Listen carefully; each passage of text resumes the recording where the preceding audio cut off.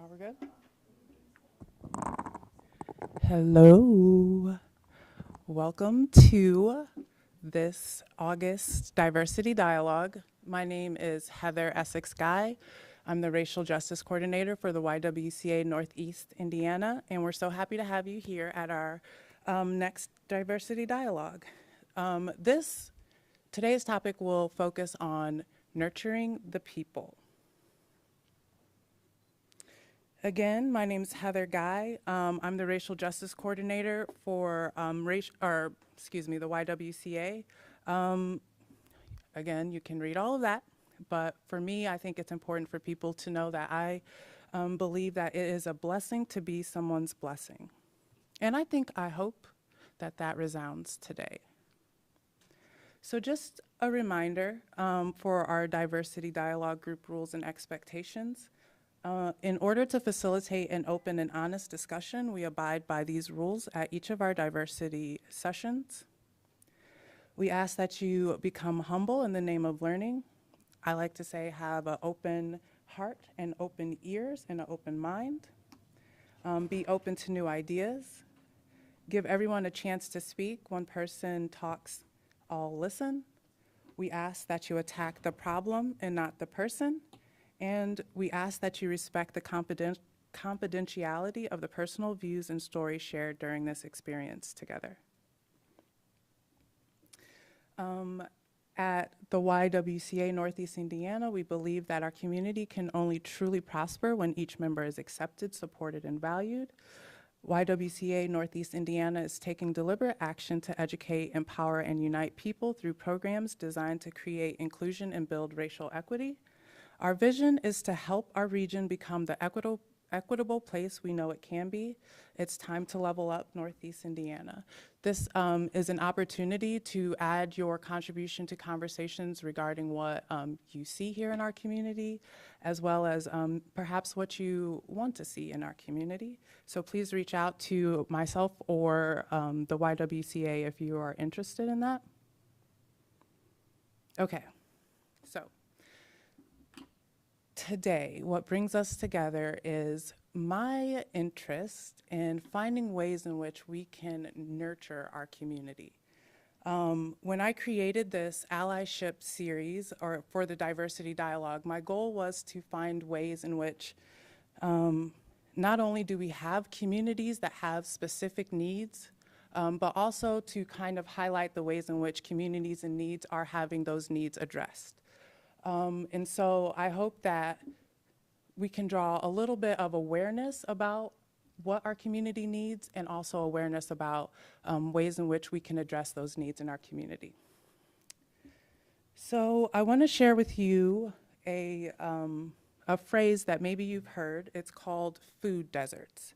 So food deserts are areas where people have limited access to a variety of healthful foods. This may be due to having a limited income or living far away from sources of healthful and affordable food. So I lived away from Fort Wayne for a little bit, and then when I came back, the phrase food desert was being, used in lots of conversations in the news, kind of just among grassroots activists, things like that. And so I was truly fascinated that this concept in our country, in our state, and in our city, that there could be a vast need, that we have a term like food desert. And so I think better than me trying to explain it, I would like to share this video about what it means to have to navigate a food desert. So, if you don't mind, it's a short video about what it means to navigate food desert. So I hope that it highlights for you what exactly a food desert is and why it's something that needs to be addressed.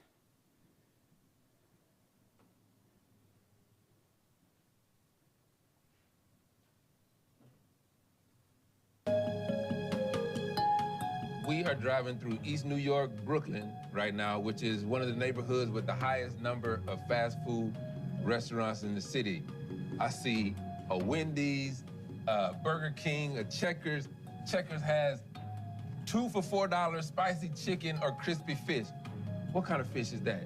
Like, this area is mostly brown and black. So, Whole Foods, you don't see them here. But you'll see 2 fish sandwiches for $4.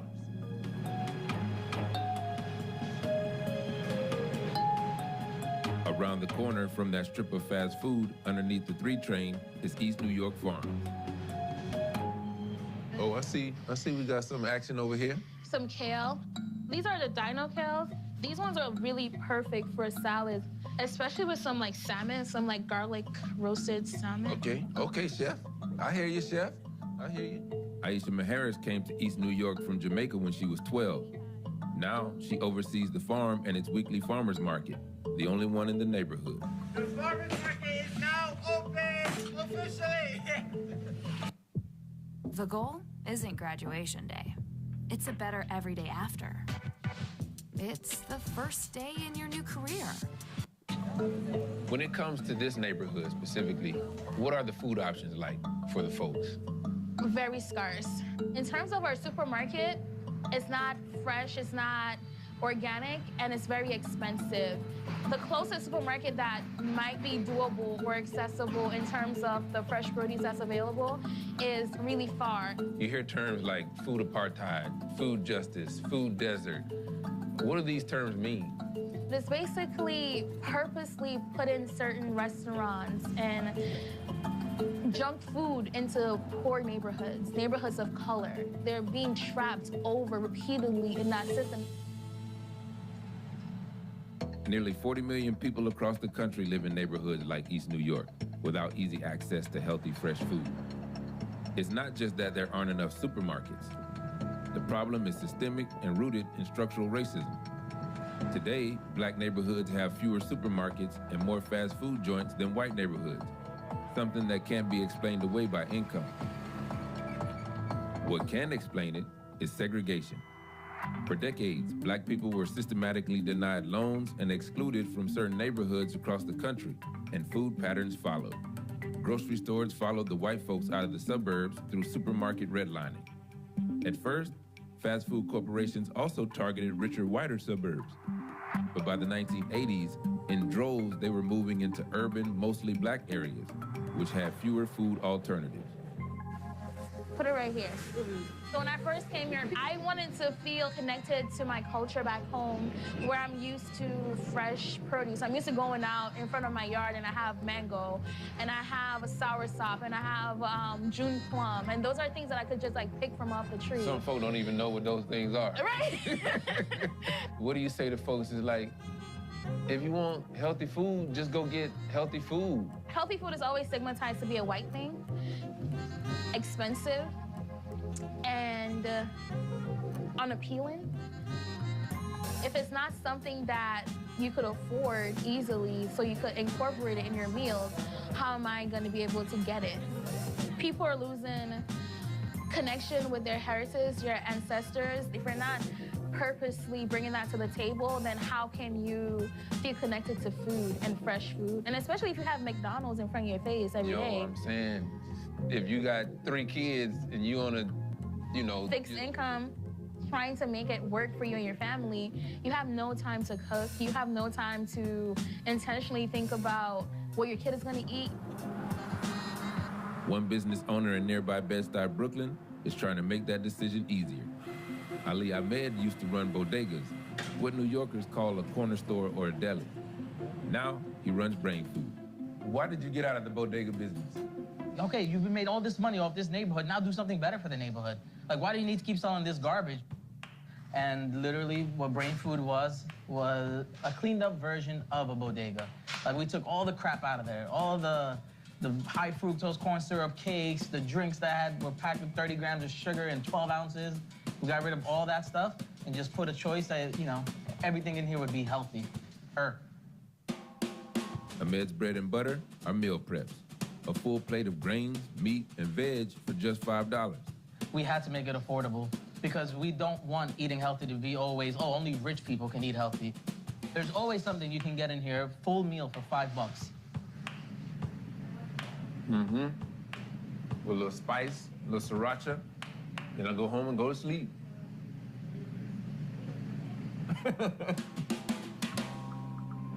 Bed-Stuy is gentrifying, which means more places to get a salad, but also higher rents and community displacement. Ahmed is catering to both those coming in and those who were there before. When you first arrived here, what was the reaction from, like, the neighborhood? Like, the people? It was a little tough. Like, you know, they thought of us as just another gentrified business. As soon as they see kale and quinoa, they put you in the category, man. Like, those are the two things. When I see kale and quinoa, I'm gonna put you in the category, to be honest. I grew up in the hood, man. I'm not gonna, you know, like, forget about them. Like, when you were growing up in New York, what kind of food options did you have? all I remember seeing as a kid was McDonald's, Burger King, Wendy's, Popeyes, nothing but just, these were the options. Even the bodegas back then didn't have salads and smoothies like they do nowadays. I'm not gonna lie, in the back of my mind, the backup plan was if it doesn't work, I'm flipping it back into a bodega. But really? Really? So far, his model is working.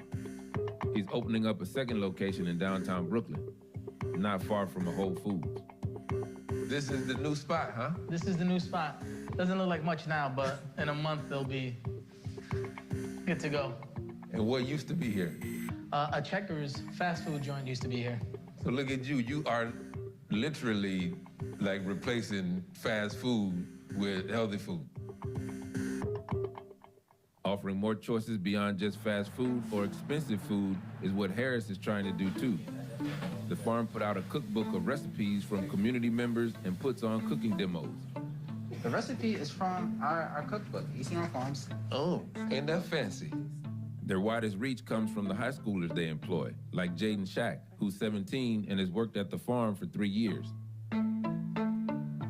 If you weren't working here, it's high likely of a chance that you'd be working at a fast food restaurant. Yeah, I probably work at the McDonald's right behind my house. Really? I'm not gonna hold you. It's literally 2 minutes of a walk behind me. Whoa. And you're not afraid of that? I'm Jamaican. Sous chef taking over. There we go. Smells good, right? What do your peers think? At first, my peers actually made fun of me. It was a big struggle to come to work and have everyone be like, "Oh, you work on the farm, you're a slave and everything." Really? Yeah, it was a whole bunch of mean comments, and I used to lie at times and be like, "Oh no, I don't work on no farms. What are you talking about?" They do make fun of me, but no, some of them actually try to join the program to learn more about it.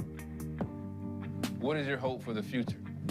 Or food in general should become a human right. It shouldn't be viewed as a luxury, especially healthy food.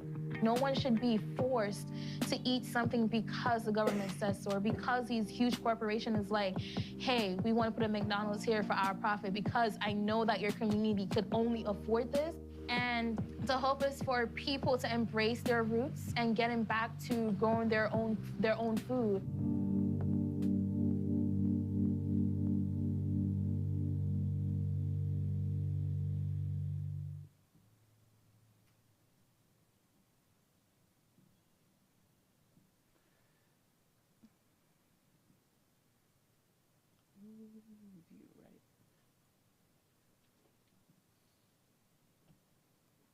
Okay, so just 2 things I took away from that video.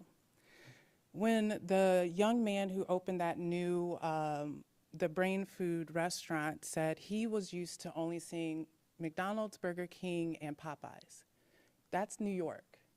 That's the same here in Fort Wayne, right? And so for me, what that does is let me know that there's a system in place, right? How is it that it just happens that those same kind of places pop up far away in those neighborhoods in New York and other places, and it's quite literally the same kind of context here in Fort Wayne. So I want to share this with you. When I was thinking about what the operational definition of nurture would be in this conversation, I couldn't come up with just one. There's options to define nurture as a sociological kind of frame, from the psychological frame, from the nutritional frame, from the spiritual frame.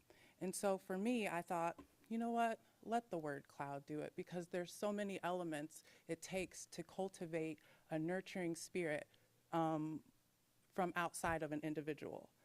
And so some of those phrases are, some of those terms are build, enrich, elevate, cultivate, develop, improve, nourish, advance, and forward. These are actions that still need to happen here. And so I'm the type of person where, like, I like to show you the problem. I also will offer solutions that I've already thought about and considered. So let me show you what the problem here in Fort Wayne looks like. This is a USDA map of Fort Wayne highlighting food deserts here in Fort Wayne. So if you look, we have some food deserts in the south and the southeast portions, and to a certain extent, the northeast portions as well, and some of the outer parts of the Fort Wayne surrounding areas. So this is established by the USDA that Fort Wayne has large swaths of food deserts. Now, I just did a quick Google, and I did a quick Google of 3 major grocery chains: Aldi's, Walmart, and Kroger. If you can see these 3 images, my dot, that's where I live. I live just north of downtown, so pretty central to kind of establish. If you look in the first image, there's the Walmart supercenters. You can see there's one Walmart south of downtown. In the middle, there's Kroger. I feel like this one, you can interpret it, but there's the Kroger out in New Haven. That might be in the food desert area. There's the Kroger out in Southgate and the Kroger out in Waynedale. Those would all be considered areas of food desert. And then there's Aldi's. There's one Aldi out southwest, far down on Anthony, Hessen Castle area. So I'm not a tech wizard. I don't know how to transpose these images so you could see directly. But if you can just imagine a midline and see that there's 4 to 5 major grocery stores to for the south part of Fort Wayne to access. I just wanted to add that I know that I will go to other neighborhoods to shop at those same stores because I know there's better selection in different neighborhoods. There's that. That's very true. When I was trying to discover what YouTube or like what video I want to share, just kind of reading comments. I don't encourage you to read YouTube comments, but I did. There was a lot of like racialized conversations about why there's not grocery stores in black neighborhoods, and it kind of sounded like, well, you rob them all the time. And I'm like, I don't believe that's necessarily true. I mean, I just don't believe that that's necessarily true. But we do have to grapple with what this means. We have to grapple with the fact that what I didn't Google was Dollar General locations, for instance, in places that have those kind of overproduced kind of foods on deck. I'll leave that to you. Another thing I probably, if I had more time, would have Googled are fast food restaurants and looked at the distribution of where fast food restaurants are in this city as well. So I encourage anyone listening to kind of explore and see what that looks like. Before I introduce our next guest, I do want to share a story. I had the opportunity to live in Senegal, Dakar, West Africa. And so a part of that experience was really awesome in the sense that I got to be exposed to the first time of what like market culture looks like. It's super expensive to shop at a grocery store in a country or a city like Dakar because you have to import and you have to have refrigerated import and things like that. So I quickly learned that it wasn't to my benefit to go grocery shopping. It costs a lot of money. And so I quickly started to learn what it means to navigate those markets. And so I developed an appreciation for what that means is that in a place like Dakar, Senegal, there's less grocery stores, there's more markets. So what that means is you have to go out and actually pick your food, you have to talk to your vendors and things like that, and it creates a more intimate experience with food and around food and culture whatever your culture is at large. And so I love that experience. I brought that experience back to me, or with me, to the United States. And I remember the first place I went to when I came back to the United States was Walmart. And in the middle of the cereal aisle, I had a panic attack because of the big row of cereal. It was just like an endless row of like super processed cereal. And something about it, it just gave me a panic attack because I hadn't transitioned back into like the American context. And so I think from that, it has helped me cultivate and continue an appreciation for having an intimate relationship with my food. I like to chop up vegetables. The end result may not turn out great, but I still like the process of chopping up vegetables. My son eats fairly healthy compared to like what I see other people eat. And so what it has me thinking about is the cultures we have surrounding food. I mean, the culture around food access and who deserves access to healthy, nurturing, nourishing food versus who deserves just quick meals, ultra processed. And so, again, I hope to have highlighted the problem and the complexity of the problem of what it means to be amongst a food desert. But I also want to share what solutions look like. The video shared what solutions look like, but we also have activists and people interested here in Fort Wayne. And so this is probably one of my favorite parts about doing diversity dialogue, is sharing like the positive things going on here in Fort Wayne. And so I would like to bring up Cassius, a colleague in the community advocate space.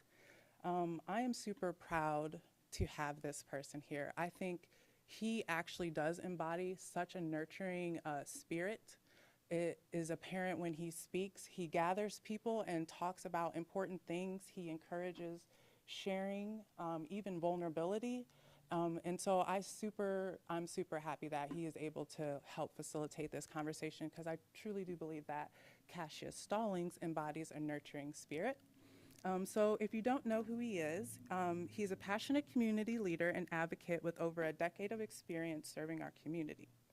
Mr. Stallings currently serves as in the role of wellness coordinator with Health Visions Midwest, Fort Wayne. He is also a certified advanced community health worker of 7 years. And so without further ado, I will give it over to Cassius. Thank you. To God be the glory. Thank you so much, Heather. Thank you, YWCA. As Heather said, yes, I am Cassius Stallings, wellness coordinator with Health Visions Midwest. A little bit about Health Visions for those of you who don't know. We seek to address health and health disparities, so whatever that does look like.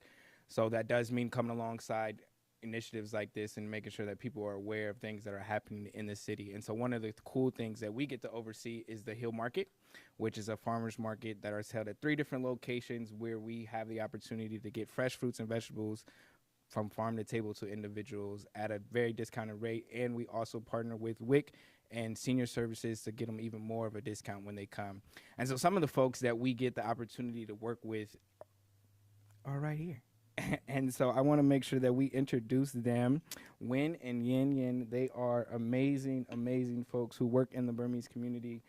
They have created an initiative, Burmese Workers Initiative, and so we want to hear from them. We're gonna journey with them, because as we know, when it talks about nurturing, there's a phrase I like to say: respect the pause, which is respecting the moments of just pause.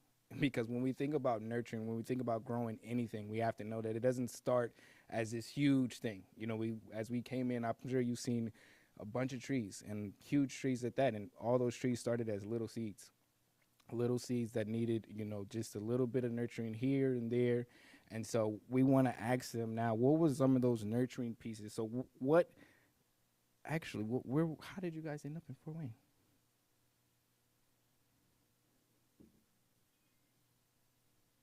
Okay, actually, I'm quite fairly new to Fort Wayne. This year is my 6 years in Fort Wayne, and okay. Why I end up Fort Wayne is it's very easy, because I just follow my husband when I follow him. So he's been here for almost 15 years, and I married him, and then we married him over the phone, just for you. And then I followed him, and then I became a citizen of Fort Wayne, 6 years now. I arrived to the United States as a refugee 2013. That time I lived in Maryland, nearby the Washington, D.C. area. They had a lot of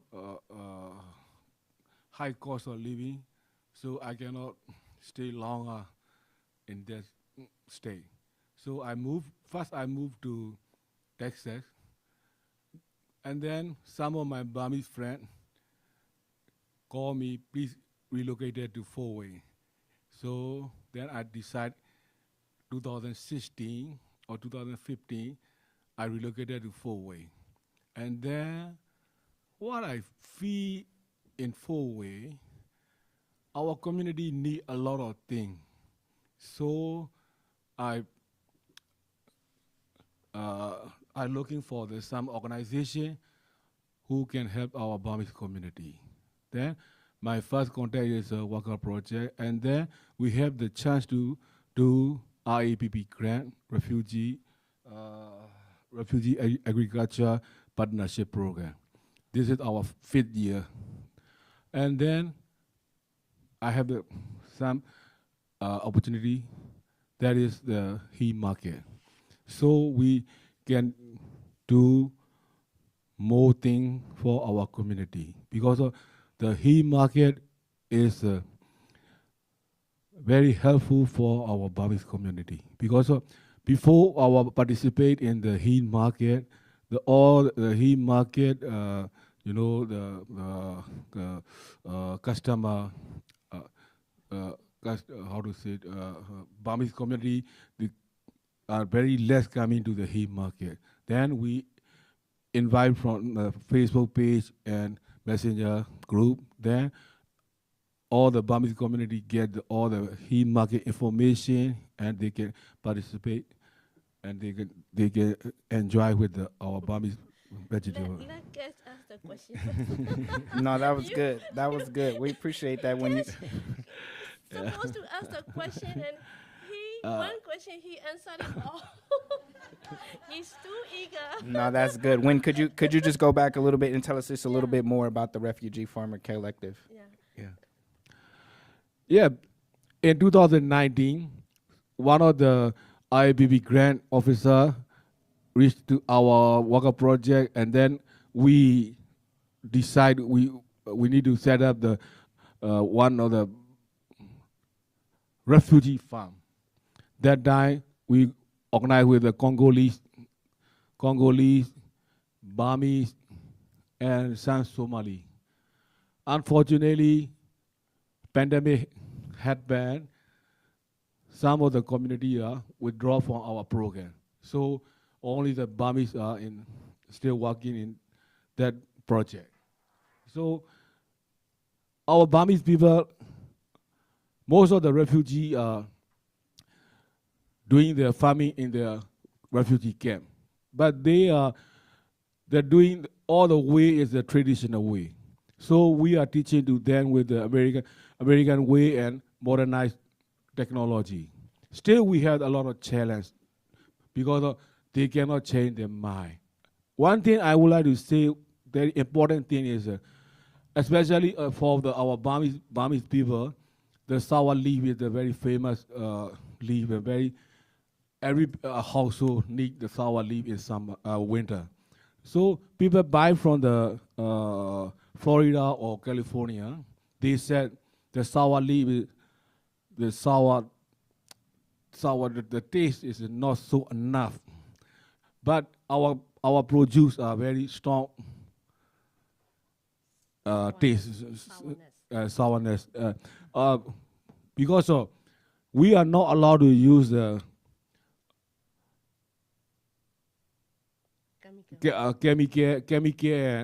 chemical. So our farmer only use the leaf mold, chicken manure, and some organic fertilizer we only use. So our product our produce are very, very famous, and we also export to the New York State, especially New York State and New York State. So what is that grant is a benefit for our people because we grow healthy plant and we distribute and selling very healthy produce. So the our Burmese people can eat healthy food. And because we are growing the vegetable, but without market, we cannot do any.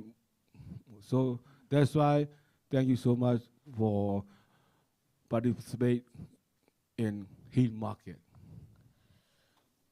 Okay. Can I add something? Yes, please. Okay. So I first came to United States in I came to from Burma to Fort Wayne directly. Okay, so I came here, and I start because when my husband is already working as an interpreter, Burmese interpreter, and I also do the same. We both doing Burmese interpreter and translator, and we take all the assignments, and then so when we doing the interpreting with the service, we give the service to the interpreting service to our people, and then we get to know our community because daily basis we serve minimum three customer, three community member daily basis. Then we get to know what is their needs, what is their problem. I mean, it's not a problem. What is their issue? What is like, what is what kind of a service, what kind of a resources they need. So that's why we found out that is our community need a kind of resources that, because most of Burmese, 95% of Burmese in Fort Wayne is a refugee. So most of their life, they're running away, and they don't have any stable place to stay. They don't have a formal education, and they're spending 2/3 of their life in very squalid condition in Thai border. So when they arrive here, they don't have healthcare, they don't have everything. On top of this, the main problem is language barrier. So because language barrier is actually is bigger than what we can imagine. Because of language barrier, they feel like they are not belongs to the community, and they feel alone, and they feel deserted, and they don't have information for the important resource that they deserve. And so I and Win think we can do something about it. And with the help of this other organization, we partner, and then we apply for this refugee incubator farm grants, and we are awarded, and this is our fifth year. Yeah, thank you. Thank you. Something cool that Yen just said, and we have to not miss it, is the piece about finding out the need. You know, in order for us to be able to nurture with people, we have to do life with them sometimes. And that was something huge that she said. Once we started doing the translation and the interpreting, we got to kind of see what was actually happening. And so that was what led them to do, you know, this initiative. And so could you guys just kind of tell us what was that vision first for the initiative? Okay, for our vision is like, I mean, not for only for the Burmese community, for the wider community of Fort Wayne, for the low-income people. Because I work in production setting part-time, so I see all of my colleagues they came, it's everyone, I mean, it's like black, white, brown, Burmese, everyone came. They have a $16 or $17 per hour. They came to, then lunchtime, they just grabbed the, the ready-made burger or like fry or something. And most of our colleagues also the same, Burmese also the same. They say if you cook at your home, it will be very expensive. If you buy, because everything, the cost of living, the inflation, or everything is so expensive after the pandemic. It's all like everything, the price is double, triple. But for the wages, almost the same. So they say instead of cooking healthy food at home, they better grab for like Burmese. In Burmese, some kind of a grocery store, they have a kind of a small packet, cooked like meat, beef or chicken, small one, $6 or $7. So they buy this one, they buy this packet, and then white rice, and then they can say this $6 can eat whole day because they simply can't afford it. So because they, especially refugees, they came to United States in midlife, and they at the same time, once they read, they have so many things. They have to establish themselves. They have to get the place to stay. They have to buy the house, and they have to do everything the expensive. So they don't have enough money to spend on the healthy food. They don't have. They simply don't have. So you imagine almost, so I and Win doing a interpretation job. Most of our interpretation assignment is 90% of assignment is medication clinic assignment. So almost all of the assignments they have, the Burmese people have a diabetic. I think for the following Burmese population, more than 2/3 of them have a diabetic and high blood pressure and all. Because, but they still eating the same way. It's like rice, and then they buy from the curry. That's all. Don't have no vegetable. So we just want to fill up the gap. So because the vegetable we buy from the grocery store is they can't afford, because this is imported from Florida or imported from the Chicago, and they are mass produced, and it's big corporation, and they use a lot of fertilizer, and then look very good, but the quality is, what just now what Win say, the sour leaf, they are not sour anymore. But the leaf is so nice and so good, so look, but the taste is very different. So that's why we just want to fill up the gap, this gap. Because food desert is not only, the food is not, not the food, maybe the food is available, healthy food is available, but they can't afford it. That's also food desert. Yeah. So most of our community stay in South Side, 16 and 06. So also fall in the food desert by following map. Yes. Let me add something. So our people need resources.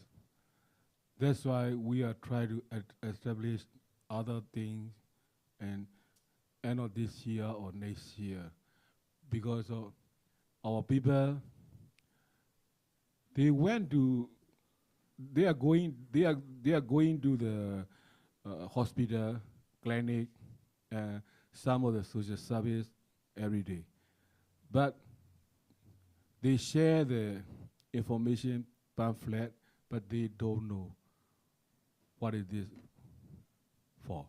So we will set up one of the working people English class in very coming soon, end of this year or next year. And then this is not only for the English class, but also for the resources to our community. So this is our vision, and shortly we can say we want to share all the resources up to date to our community. And you kind of talked about it a little bit, but could you just clarify a little bit more? How does the gap almost feel even wider when it comes to the language barrier? As in nutrition. Yes, or access to care or anything. Because Let me say first. he always like that. Because you see, right now all the American product should be write down the calorie, how many if you buy this packet, how many calorie, how many sugar, how many calcium, how many sodium. We have it. But our community don't know about how to read this. So that is a very important thing. So everybody, especially some of my customer who has a diabetes, I show them. You see, this is a water bottle, and how much sugar in this. Sometimes I show them Pepsi or cola. It's very different. So that sugar is very dangerous for your diabetes. Also, one thing is some of the people import some of the Asian energy, as M15 or M16, something like that name. You can get in the Burmese grocery store. There are a lot of sugar, but they like to drink it. So we are teaching to them how to read the how to read the label, full label, how to read and the full how label. to choose according to your healthier health one. condition, and then healthier version. Yeah, we will have a English class for English. We organize an English class soon, and then we will teach community member how to read the label for healthy. So that's awesome. So we have a lot of people in the room and some folks online. In what ways can we, support, you guys or the things you're doing in the work to help this what would be nutritionize, get nutrition to individuals? How to? Can you repeat your question? Yes, I can. I got lost in the nutrition. In what ways do individuals like those in this room or us online, how do we help contribute to the effort you guys are doing? Okay, yeah. Yeah, this is one thing is right now we are participate in the heat market, and the heat market our Burmese people only can come Wednesday and Thursday. So especially if we can run out other double art market, that is more good for our community. Because of just now, Heather said that she when she was in Senegal, Asia and Africa, one of the family member is going to market every day, and they buy the fresh food and they cook it. They don't use. Normally, they don't use the fresh, refrigerator. They're not using the everyday. So-called that market is a wet market. So right now also people are going to he market, and they buy everything for 1 week. The problem is our he market. All the market is not allowed to buy $40, more than $40. So they complain me that $40 is not enough for 1 week. if you can run out more day, we can get more fresh food every day. Or please allow us to buy $80. This is our community feedback for our market. Yeah, what can I say is as an individual, I think Okay, from here, I just want to, because I also as an immigrant, so I just want to know, so I just want the individual all here came here to, it is maybe not nothing to do with nutrition, but I just want to say that is, if let's say, because language barrier is so big, and sometimes definitely you guys can get the frustration because of, it's maybe on the line or on the grocery store, on the government office, maybe like our immigrants people, refugee people, maybe they act in very odd way, It's, so please understand that because they are not like this in their original way. This is like because of the language barrier and all, they just a little bit anti-social because of the language barrier. So I hope you guys can understand and forgive them if, let's say, if they intimidate, like, you guys. Thank you. And for reference, the Hill Markets on Wednesday are at the McCormick Place Apartments, and then on Thursday at the Parkview Greenhouse. The times for those are 4 to 7 on Wednesday and 5 to 7 on Thursday. 5 to 7 on Thursday. How do you guys think, because you kind of mentioned it a little bit about technology, how do you think technology can be, help to service people more? In farming? And the need, yeah, for the families, yeah. Okay, technology. Mm-hmm. Okay, for the farmings, normally let's say, because when we do the farming project, all the farmer get used to buy everything by their bare hand. So they just want to do it their bare hand because they really used to do it and they are very comfortable doing it. And so when we bought the machine and all, sometimes they refuse to use. And then now they get used to it, and then they use machine in correct way, and then they can see that they can make production more easier. And the other, but for the technology, for our community, most of them is not tech savvy at all. So not tech savvy, but we try to. There is a free computer class, or there is free like classes, but the thing is they are very busy doing their life. Mm-hmm. So even though sometimes we make a class, but sometimes it can be nobody can attend because they have more. They think they have more important things to go on. Yeah, actually, if technology can be very helpful, but we still have a way to go. Yeah, we had we have a lot of challenge about technology. You can come and see especially in the Hill Market, because of this year, WIC and aging has a market link application. Last year, starting last year. Starting last year, most of the people don't know about how to log in. How to download the app. This is the first one. Second one is many aging people, they are using a smartphone, but they would like to get the benefit. I think yesterday also the two of the lady came to the McCormick apartment and they said, we have no telephone, but we want our benefit. So my wife Yin is helping to get their benefit, $50.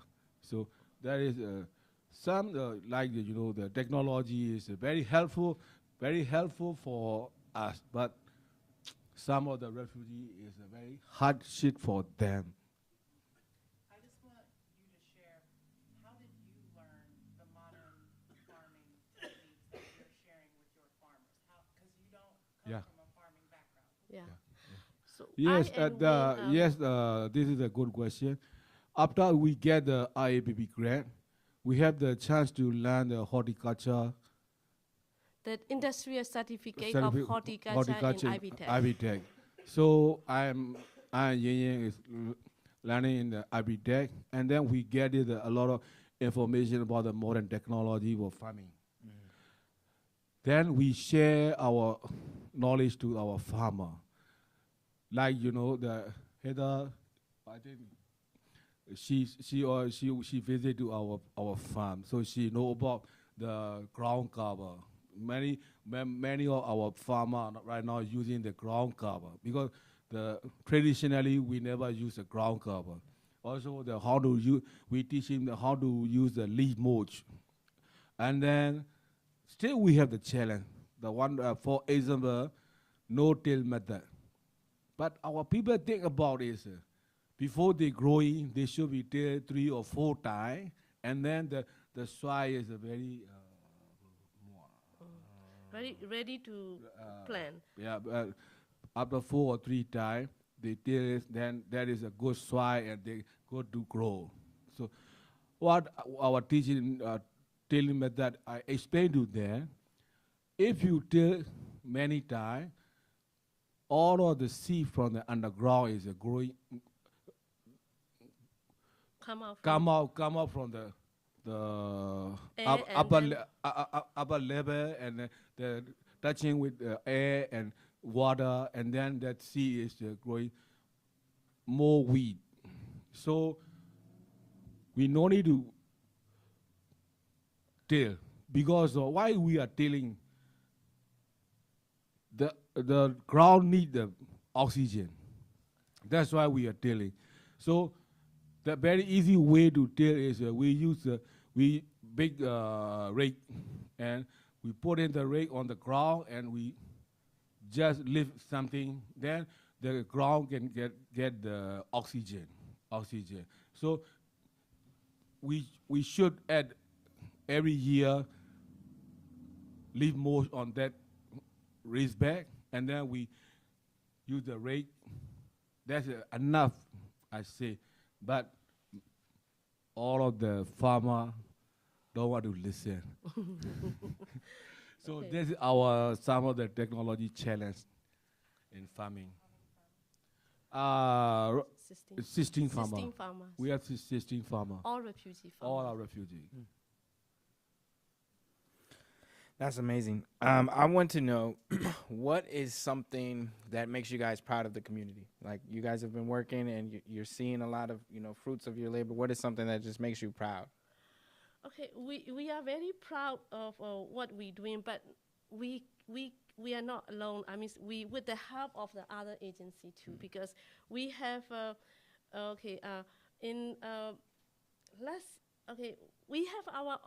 we participate in the Hill Market, and we set up our own market in front of our house, and we set up the weekend market in the Anthony and League of the Blind parking lot. It's every weekend. So last year we have how many in Hill Market we have more than 22,000 transactions.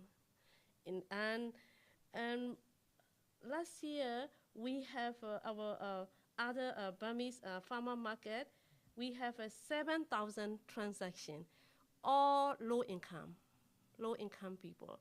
Or not only Burmese come, it's all like white, black, or Hispanic speaking people. Everyone come.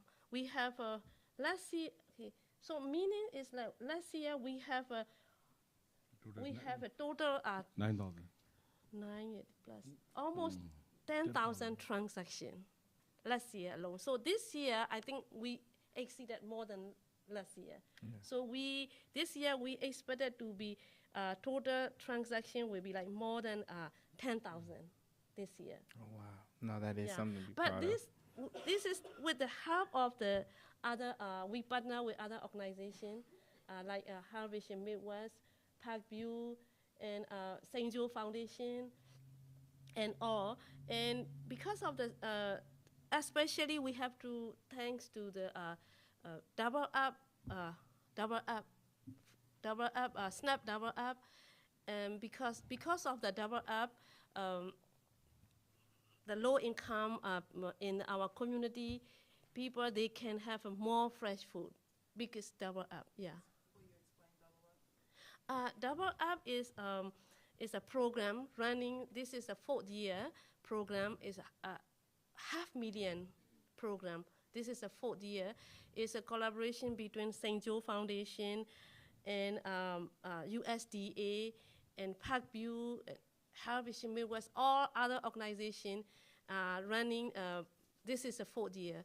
So the Double Up program allow SNAP recipient to get their SNAP back Double Up so that they can, okay, let's say they buy $20 from the market and they get a $40 worth of produce, but only for the fresh produce. So that in a way that force them to eat the fresh produce because they get Double Up. So definitely people are like, okay, we have double, then we will get the fresh produce. So they've already bought it and they have to eat it. So it is very, very, this is very good program and very, make people to eat the fresh and healthy food.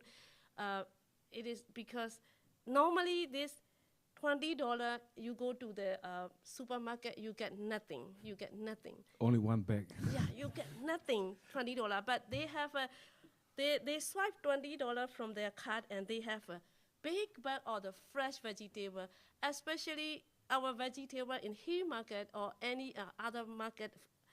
We don't use any chemical, pesticide, no, nothing. We just use, we are not organic certified, but we use organic way.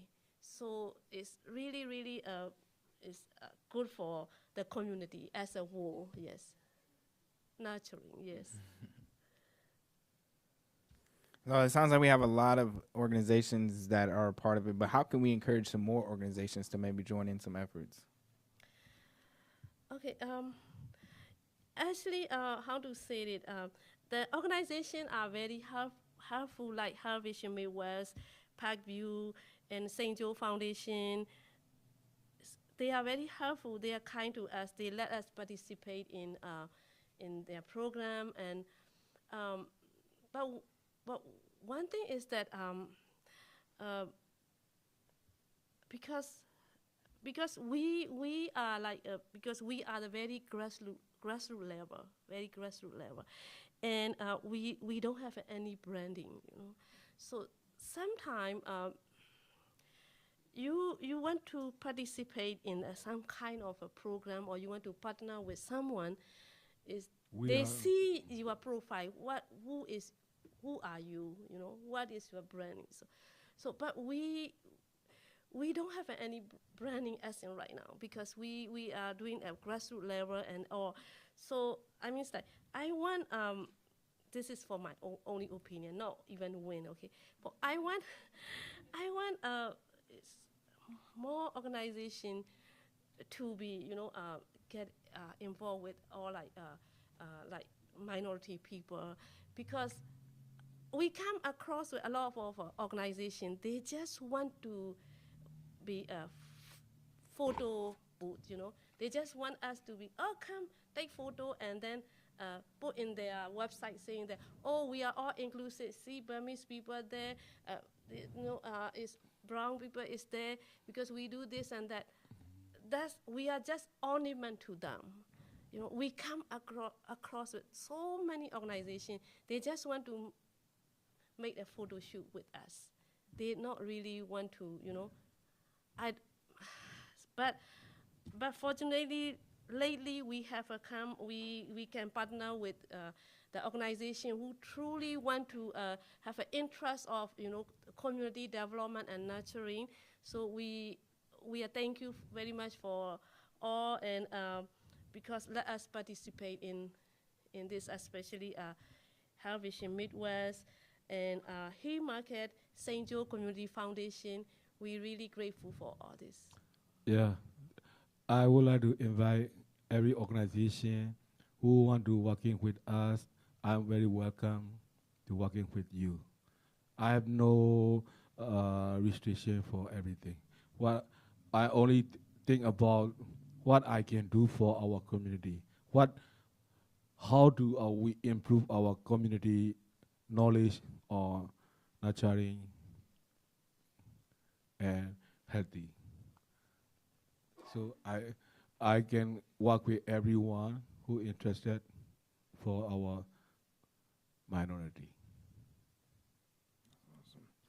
So you guys touched on a lot of things, and I would just want to ask if there's just one thing that someone can do right now to help. What is that one thing that would be, beneficial? Is there one thing that someone can do, leave here right now and go out and be like, okay, I can do this?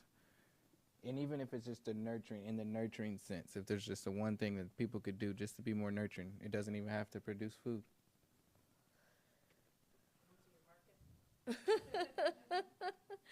Yeah, we have to say, yes. We, yeah, for buying from the small community, instead of opening the big organization. I'm not up against with any Walmart or because I have it's 1 week, 3 times I have to go to Walmart. I don't have any against it, but it's because we have when we start, we have a very difficulty without market. Market is very important for the producer. We produce the vegetable, there is no market for first 2 years. It is like hell. Because we are participating in the Saturday farmer market downtown. But most of the customer is native. Yeah. Native. So people are not interested to buy sour leaf as watercress. No, so I just want to. So that's why no.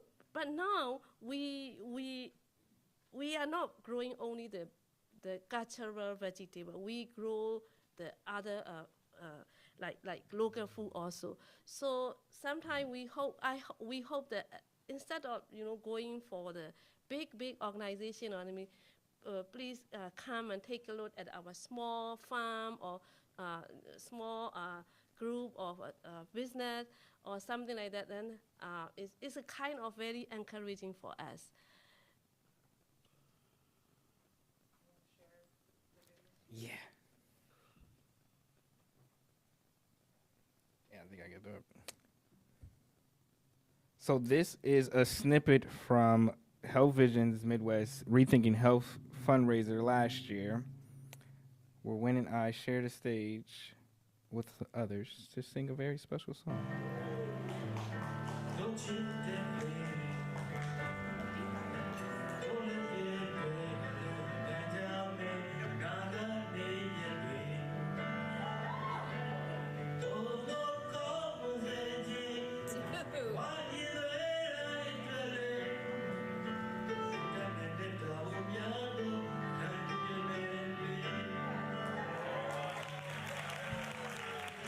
Thank you very much, Heather. Thank you very much for inviting us to having this talk. Thank you very much. Okay, sorry, go ahead. Thank you, Heather. Yeah, thank you very much. No worries.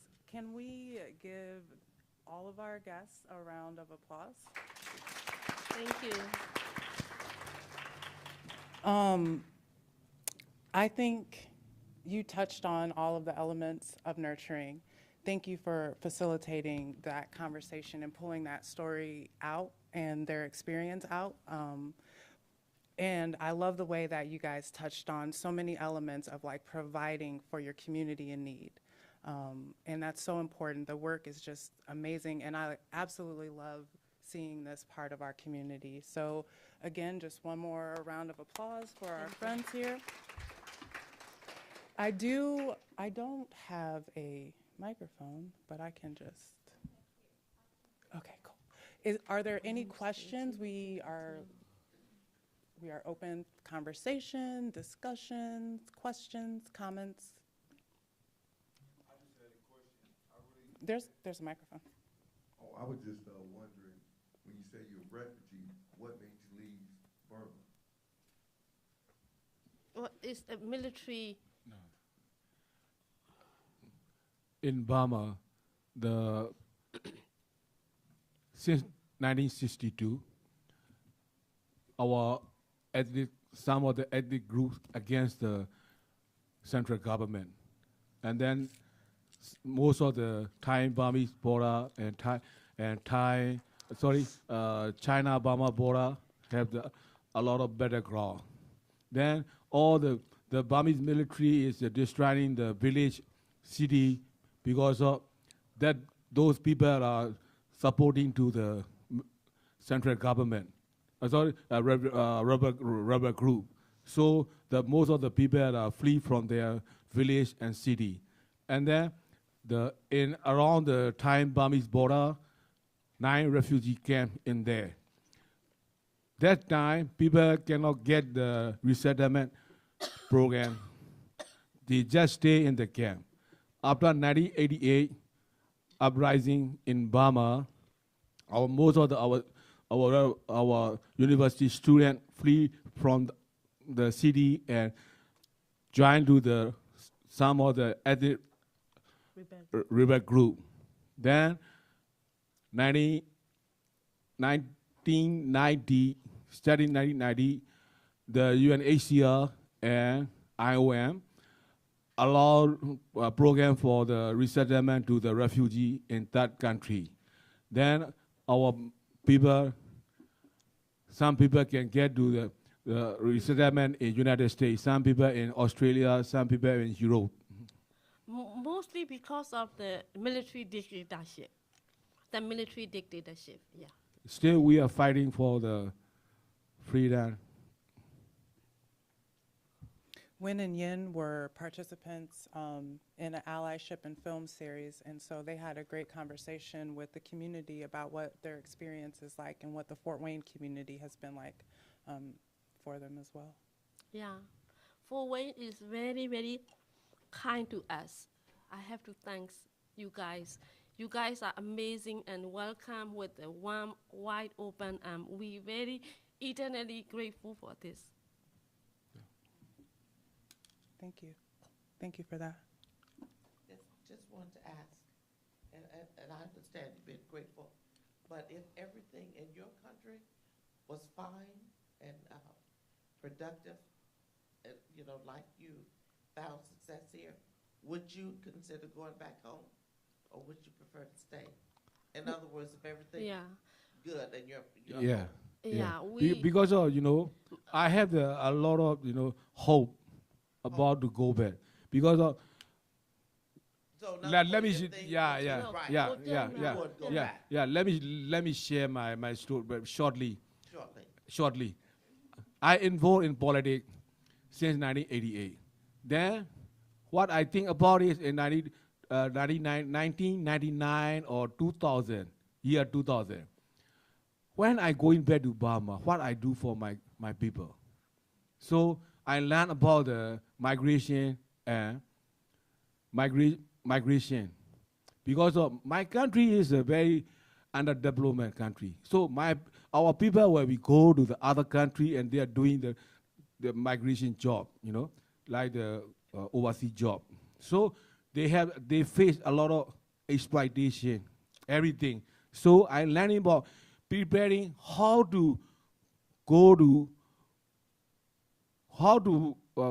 find a job in the other country and how we need to prepare for job. So that is my special subject I'm learning.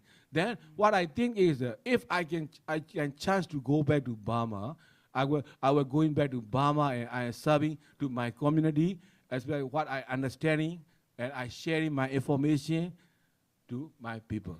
That is my. But we are now. He is now United States citizen. I'm too. So this has become our country. America has become our country now. So even though we go back also, it's a matter of time. This is our country now. America is our country now, yes. Now, I know. I was just saying, if everything was as it should be, wholesome in your country, would you leave and go back home? For me, I'm not, because I swear pledge. I swear oath to loyal to United States. So I become a United States citizen. So this is like, Burma is maybe our motherland, but this is my country. Yeah, okay. Where? I'm going to come around to the questions, but I'm also curious. I have a question of my own. I think there are people in here who know about other food nurturing kinds of things in Fort Wayne. We have a variety of things. So it's been wonderful hearing a deep dive into one, but I'm also open to some of the other people who have some knowledge of some other things too, even as I come to questions. I just have a question about, are the markets open in the winter or just in the summer season? Especially because our second year, we try to open in the winter market at the Main Street. Main Street. Main Street. Yeah, but the sale is very low, so it is like we feel like not worth it. That's why. So at the moment, we just opt for the summer. Yes. Also, our produce, the temperature tolerate is high. High, Yeah. a little bit high, like the 45 degree Fahrenheit. Under 40 degree Fahrenheit, all plants are gone. So yeah, we currently just opt for the summer. Yes. Were you going to say something, Cassius? Oh, I was just going to say, yeah, the Hill Market goes through September. Yeah. And to Carla's question, I do know that Parkview offers like health kind of nutritional guidelines. So if you have a medical condition like diabetes, they'll offer how to cook friendly recipes. There's the Parkview grocery store that just recently opened. I know the Smileys have farmers initiatives. Ty Simmons has initiatives to help kind of bridge that gap in some of those communities in need. And so there are things happening. But I think to the point that Cassius asked and Yin brought out, supporting those local initiatives, so important, because it's clear when I showed that map earlier about the distribution of grocery stores that people who are making those decisions are not keeping communities in need in mind. And so these are the type of people who are keeping their communities in need in mind. The Smileys, the Ty Simmons in our communities are keeping the communities in need in mind. The Health Visions, the Cassiuses, they're keeping the needs in mind. So it's so important to continue to encourage them. And it's not just a diversity dialogue. It's popping up at their farmers market with your reusable bag and making that purchase. So. My question is all with my stomach. So first, I just want to say thank you all so much for the work that you do. It's something that really touches me deeply. So thank you. And my question is, there's just no way I'm not going to try sour leaf now. So do you have any suggestions for me as I try to cook it for myself? Actually, yeah, sour leaf is like actually we have a farm tour last 2 weeks ago. You should come. Okay. No, I just joking. And sour leaf is like it's very healthy food, and it make you poop. No, I mean yeah, really seriously. It's like and because of high fiber content, it's like it's very healthy for your gut, and it's very versatile too, because you can cook with because its sourness is very flavorful sourness. So you can cook with meat, you can make soup, sour soup, and you can stir fry with the garlic and onion. But you have to add something to balance the sourness. So that most we cook is we put dry shrimp. Dry shrimp. So with the dry shrimp and garlic and onion, and that's all. And is it in drinks too? Are there beverages? Yeah, you can make a drink with the sour leaf, the bulb. The bulb. Yeah, the bulb. Yeah, you can make Thank you for sharing. The problem is all our plant cannot live more than 6 months, so we never get the ball. Because we produce for the leaf. We aim for the leaf. So we cut the leaf, then the bulb will never come out. No chance. Yeah.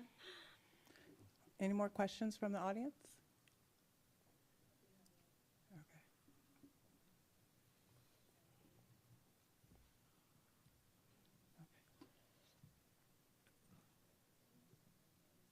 I was just wondering, do you guys take donations from like other, well, for instance, I garden. I actually just bought an acre and a half in our homestead. And I nice. do happen to throw away a lot of food.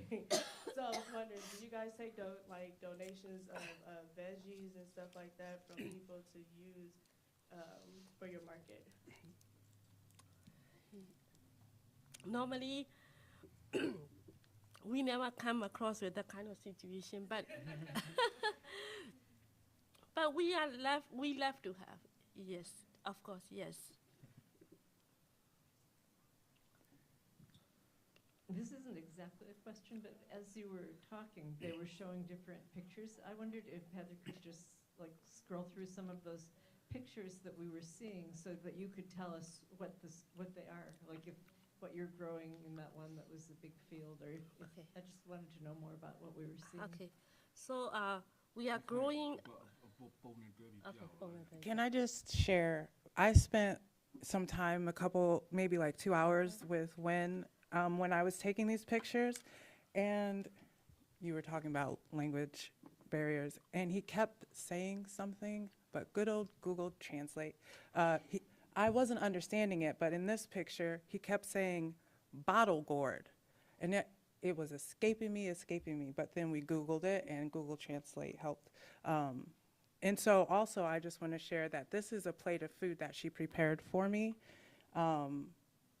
Like, it was just beautiful to see that they prepared the food on site. So maybe you can share. Yellow rice is saffron rice. Yeah. Saffron rice, we cook just a little bit of sticky rice. I love it. Go onto the screen. Yes. So this is saffron rice. She's gonna give you a microphone. Okay. Okay. This is saffron rice. We cook with a little bit hints of saffron and turmeric. Actually, we're supposed to put all the saffron, but it's expensive. So we put the saffron, and it is a sticky rice. And this is a border cow stir fry. It's not stir fry. It's a fritter, because this border cow is like as a kind of a summer melon. It's a long one, because we call it border cow because Asian time people use as a water bottle. So you put the water inside in the summertime. Is you take out the flesh yet, and then you dry the outer shell, and then do as a water bottle. And the water can be like icy cold, even in the hot summer. So we call it border cow. So this is the border cow fritter, and There's a green bean salad. yeah, green bean salad is a green long yet bean salad with a peanut and shallot, fried shallot, and this is a sour leaf, but it's look not very nice because the color is brownish and all, but I'm sure the taste very nice. You don't need acquired taste for this. This is everybody can like it. Oh, sorry. This is border cow just now actually. Yeah. Also, I would like to invite everybody who want to eat the border goat, the fried border goat. We can serve in the Liberty Picnic at the Headwater Park. Yeah. On Ooh, September nice. 2nd. They're serving it at the Labor September Day. 2nd, we are serving the border goat. The food same, the border cow fritter and other vegetable fritter in Headwater Park picnic, right? Yeah. Picnic, yeah. What about that banana thing you guys have? Oh, banana things. Okay, banana is not we didn't grow in our farm, but it's banana fritter is like very traditional for Burmese. So that's why we serve banana fritter. I have to say, it was my favorite thing. It was so wonderful. It was really good. Any more pictures you want to? Yeah, so it was a nice experience to see, like, we walked around the farms and he showed me the different crops they're growing, and That is in different stages. That picture is the sour leaf. And then after we toured, we were able to sit down and have a good, I was able to sample the plates that you just saw, so. Where is that located? 501 Rose Avenue, New New Haven. Haven. Yes. Yeah, we have a farmer market. We have a Also, everybody can come and market. visit to my house because my backyard also I have the 2 hoop house, and then they have all the sour leaf, border guard, everything in my backyard. No, you guys can come to visit Hill Market or our Burmese farmer market, and it's not, maybe you don't have to buy it. You come and just take a look, and but once you are there, maybe you buy, and then we can get the transaction. All right. Well, thank you again. Thank you, audience, for your questions and your inquiries. Thank you to our guests. Let's give them. Thank you very much, Heather. Thank you very much, YWCA, for make it happen, these events, and thank you very much for letting us participate, and thank you very much for all listening, all our Thank you. I hope our English too, we try our best. You did fine. Thank you. Yeah. Thank you so much, Wanda Lucie and Heather, because we can explain about what we are doing to our community. Because without Heather and YWCA, we have no chance to explain. Thank you, thank you, thank you. All right. As always, we invite everyone to get involved with the YWCA Northeast Indiana. You're invited to a watch party Saturday, September 7th at Indiana Tech. It is what is it called? The Get Out the Vote watch party.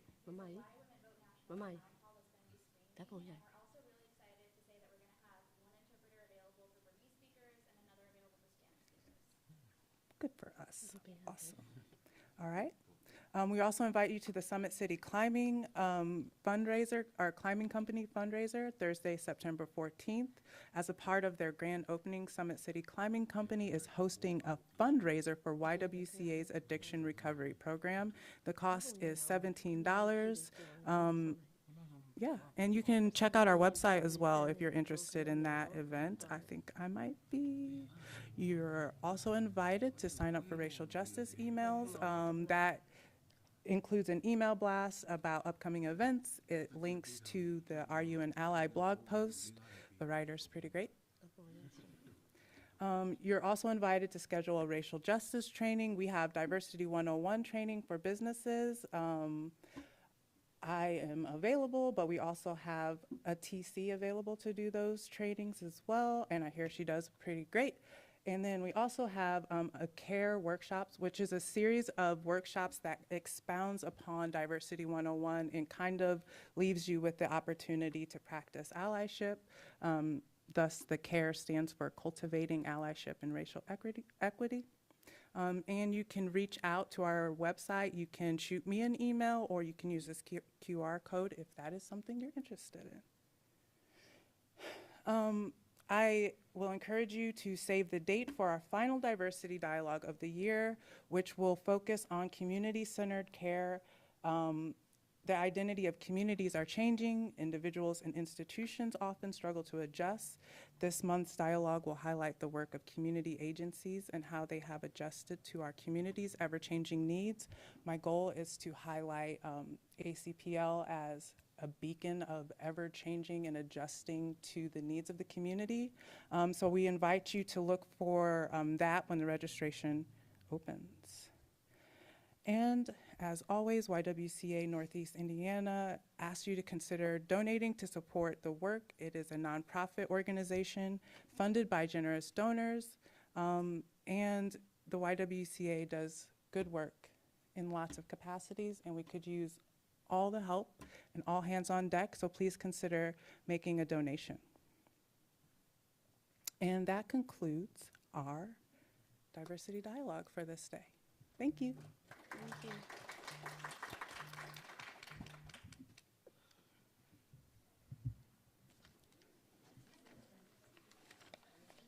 wind is very bad. You don't give him. He don't give you a chance to answer. He's just setting everything off. Oh, thank you very much, Sarah.